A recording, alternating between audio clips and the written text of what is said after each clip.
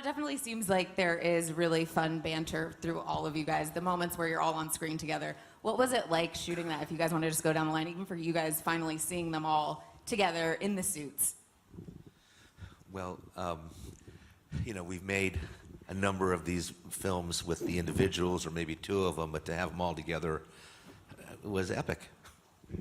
I think that's a good word for it.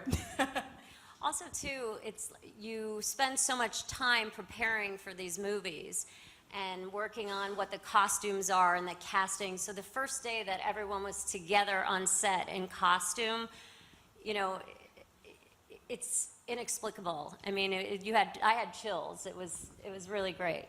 Yeah, I'm a bit of a big kid, and I kind of geeked out. I just walking around Ben and kind of pulling on his cape, and it's just surreal that I'm even here playing this guy and around these guys. And when you see, yeah, you'll see us all up there, and you'll feel the same way. So. As only Aquaman would say, he's like, yeah, you know, I was just acting like a kid pulling on Batman's cape. Because I'm like, it's Batman, oh my God.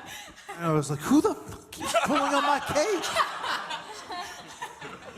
I think that the word surreal for me is it. I remember coming to set and seeing everyone in their costumes, and I was just observing everything, and then I just started to laugh to myself, and I was like, it was surreal and crazy. Yeah, it's, you know, in these movies that have a lot of effects and green screen, and, you know, you have to use your imagination a lot, and it was really great to be around all these great actors, dressed the way they're dressed, looking so cool and inspiring. It felt considerably less ridiculous, you know. On the day, everyone's like, "Oh, I'm so hot in this suit. Oh gosh." Just kidding. No. It's joyous, amazing experience. It's like, yeah, I'm a big comic fan too. So it's like when everyone got together, it was like really like looking at a frame from even some of the early Justice League comics, because we have so many of the original characters. Everyone except for Cyborg, just because he hadn't been invented yet. That's okay. Change is good. Change is good. Was in the original Justice League. Even Superman, who we hope is in this one too. He's dead. Oh, so no. Henry's just I'm not. He's just quietly sitting down there. Yeah, it was amazing. It's been amazing. Right? For me, you know, I'd watch a lot of the footage over Zach's shoulder as he's watching the dailies, and I'm geeking out looking at everybody. You know, I see everyone in their costumes, and there's this one shot where we're all together, and it's panning. Everything is great. And then we get to me, I'm like, oh wait, we're gonna get me in post. Okay, I see. Yeah, it's just an amazing and super surreal experience. On the days that I went to visit set, because I'm not in the movie, He's not in this. I actually was lucky enough to see all these guys all lined up in costume. And for me and Deborah and Chuck, I mean, it's been longer for them, but for me it's been 6 years since I started on this journey. And during Man of Steel, I never imagined that I'd be sitting up here with these other superheroes. And they are superheroes in the movie, and they are superheroes in life. And I consider it a real honor to be sitting here at the end of this line. So thank you, guys. Thank All you right, kiss your face. You're amazing. You hear that? That was so sweet. You guys have all kind of said down the line you're big fans. So who's the first person to be like, everybody getting a selfie? That wasn't me. I have a guess. I feel like They frowned on selfies. The security was very high. You had to leave your cell phone outside, and it was not like cool to take selfies. You get tackled. You try to take a selfie. You get sneaky selfies in the Batcave. You're like, look at this, it's the best. And Batman's the only one with pockets anyway. it's true. It's true. You could hide it in there in his utility belt. No one would ever see it. I did steal stuff from the Batcave, though. I'm going to come out and tell you guys that right now. So did Jason. We both I'm a natural-born thief, so yeah. Little things. But I feel like Little now that things. you're coming Mementos. clean, what did you take? I got like a little like these little bullets with the little red cap on top of them. bat bullet. Bat bullets, and yeah, because I give it to my son. Well, I think in a lot of ways, Cyborg is super reluctant to join the team because of the trauma that he's had due to his accident, and the fact that he can't live a normal life the way that these other members can. He can't take off his costume and just walk the streets and assume a different identity. He's both Victor Stone and Cyborg 24/7. So balancing that duality within oneself was a very interesting process. But you know, we had a lot of lead-up time to talk about the character, and you know, Zach and Chris, you know, Zach put Chris, Terrio, and I together, and we started talking about concepts from the very beginning, like the ideas of everything and where they planned on going with it. And I had a lot of lead-up time into it as well. I had about a 3-year process from start to finish with this film, which was absolutely necessary because the character is super deep. He's super deep, and I think him being able to put, you know, the negative notions aside about himself and about his powers is sort of what this is all about, and being able to become a part of a team the way he once was when he was an American football player. So I hope it resonates with the fans. Well, I got to address that. I mean, you know, the movie is, you know, Zach's DNA. Cast the movie, designed the movie. There's something that people, I think, don't understand who don't actually work on movies, which is how much of the work is done in prep. How much, you know, the casting, the sets get built, the story is written, the ship is, in essence, sailing. Like, I found as a director, you could maybe change 10%, 15% or something kind of on the day. So you really had Zach's, you know, ship set sail for us, and we were fortunate that when Zach was not able to continue, you know, we got really lucky in that we got a guy who's very accomplished in his own right, and particularly in this genre, and he kind of sprinkled some of his, you know, his fairy dust on our movie and finished it. And I don't think there's any way to go back, like, to me, and I look through scenes and go, that's a Joss scene, that's a Zach scene, it was more, you know, they were both working together toward a common goal. Debbie would know better than I would, certainly, but I got the sense that Joss was working from what he had discussed with Zach before he stepped in. And for you guys up here, obviously, they've all kind of said how long of a process it was, and then having 2 directors working on the film. Can you talk about that a little bit? Just making sure that the vision that you guys had from the beginning, that you wanted as fans and for us as fans to see, finally came together. Yeah, I mean, listen, I think for us, this whole thing is so bittersweet because we have been working on this franchise for the past, you know, almost 8 years when we started developing the script for Man of Steel.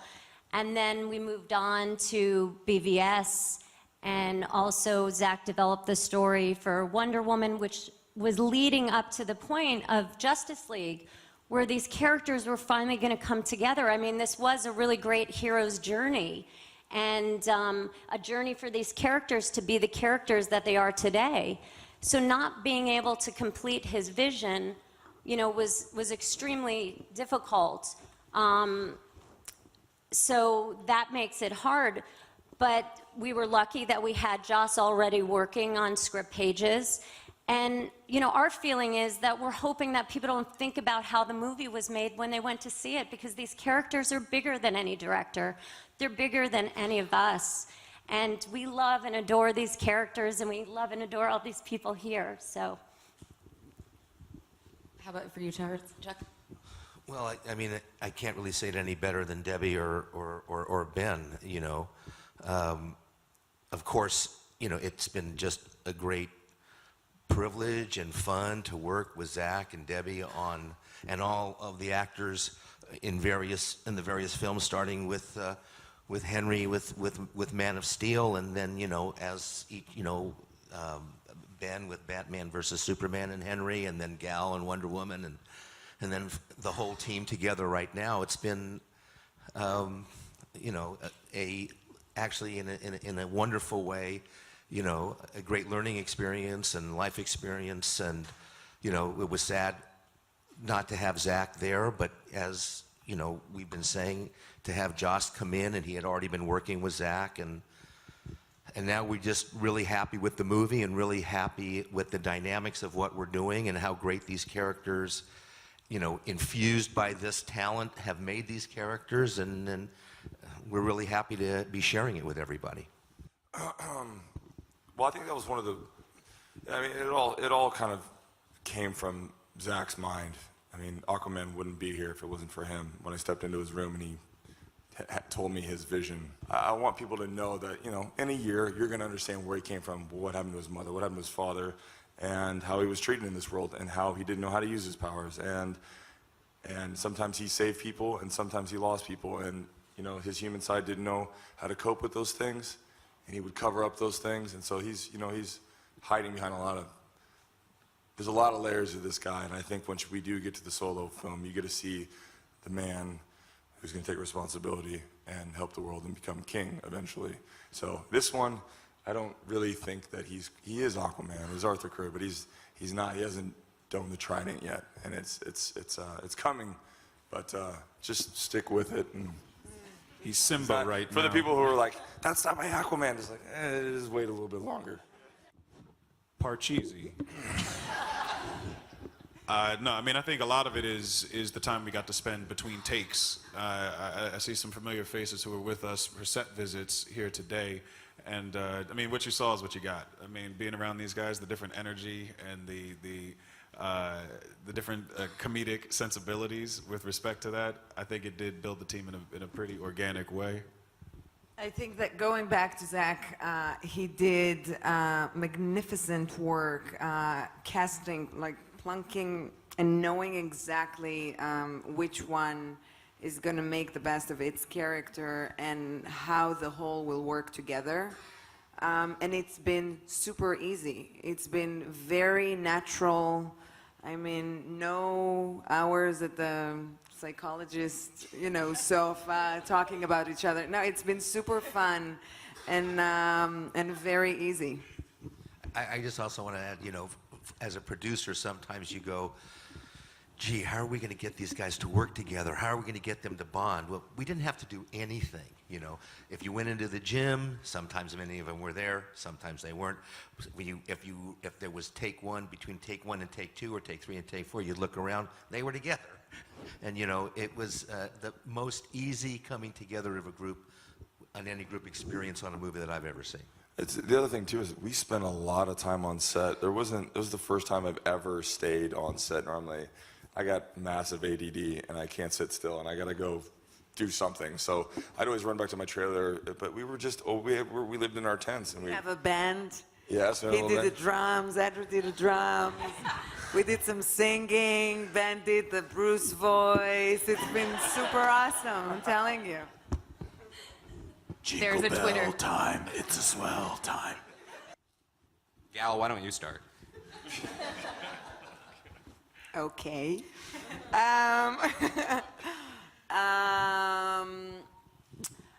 Okay, I have something. So in the real world, we don't fight monsters. We don't have aliens attacks, right?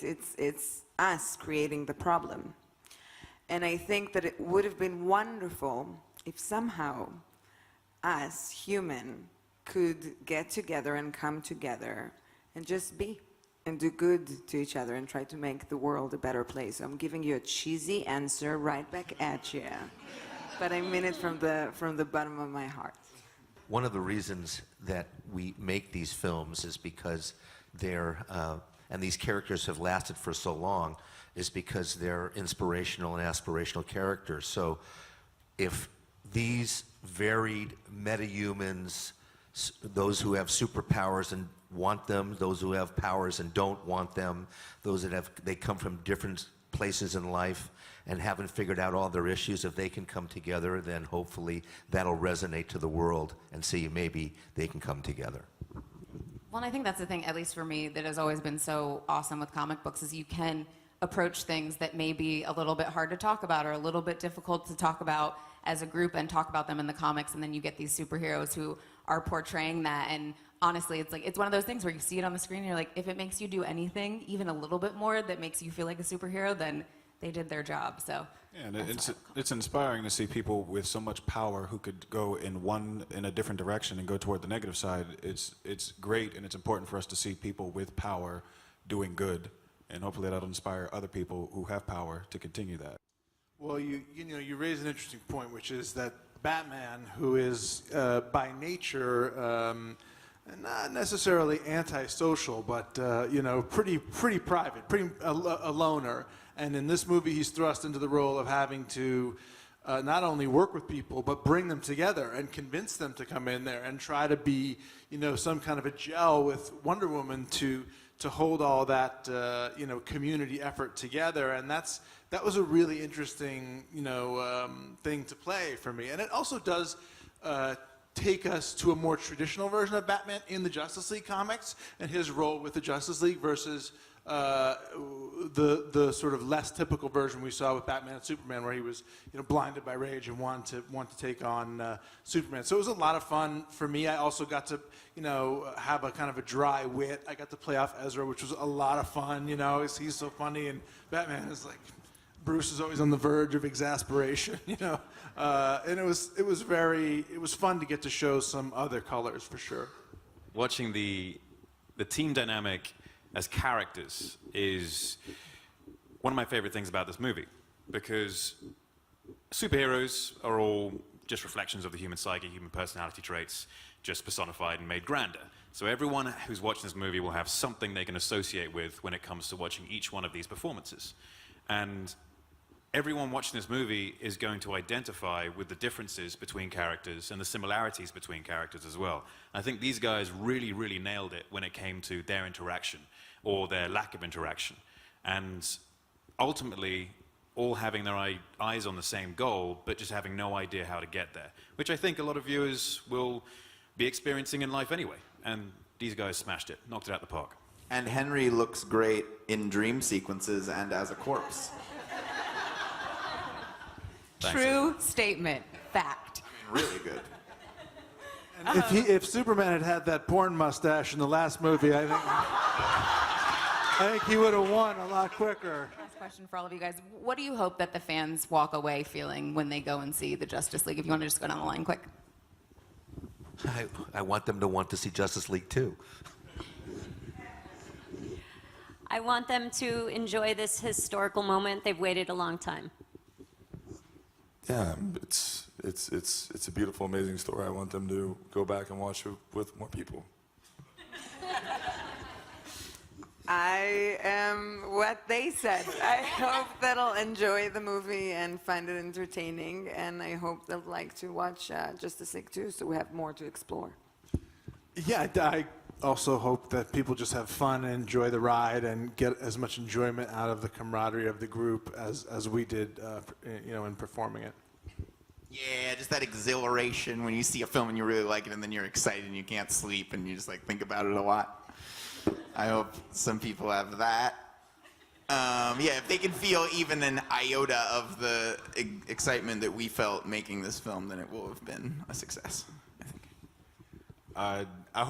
I sincerely hope that people walk away from it and they can feel what it was like for us to be a part of something so much larger than any one of us. I hope that people walk away with a sense of fulfillment from, for me personally, this is like my childhood dream, being able to watch it.